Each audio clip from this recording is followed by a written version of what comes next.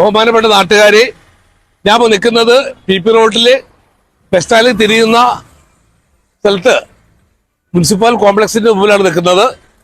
ഇവിടെ ഗവൺമെന്റ് ഉടമസ്ഥയിലുള്ള കെട്ടം പൊടിച്ച് നീക്കിക്കൊണ്ട് സ്വകാര്യ വ്യക്തിയുടെ സ്ഥലത്തിലേക്കുള്ള വഴിക്ക് വേണ്ടിയാണ് ഗവൺമെന്റിനുള്ള ഈ സ്ഥലം പൊളിച്ചിട്ടുള്ളത്.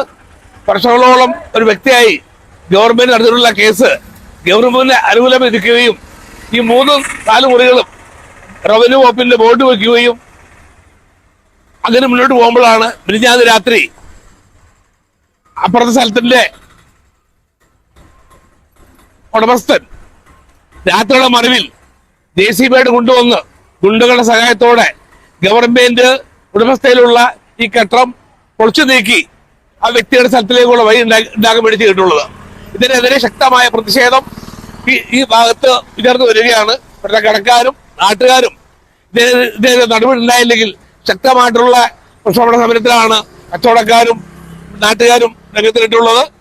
ചില രാഷ്ട്രീയ ഉന്നതന്മാരുടെ സഹായത്തോടെയും ചില അധികാരികളുടെ സഹായത്തോടെയും ഈ വ്യക്തികൾ നടത്തിയിട്ടുള്ള ഈ ആക്രമണത്തെ ശക്തമായി തന്നെ ഗവൺമെന്റ് ഭാഗത്തുനിന്ന് നടപടി ഉണ്ടാവണമെന്നുള്ളതാണ് നാട്ടുകാരുടെ ആവശ്യം അംഗീകരിച്ചുകൊണ്ട് ഒരു ജനകീയ ഗവൺമെന്റ് ഭരിക്കുന്ന നമ്മുടെ സംസ്ഥാനത്ത് ഈ തരത്തിലുള്ള ഗുണ്ടായുസവും പോകൃത്തരവും കണ്ടു കഴിയില്ല.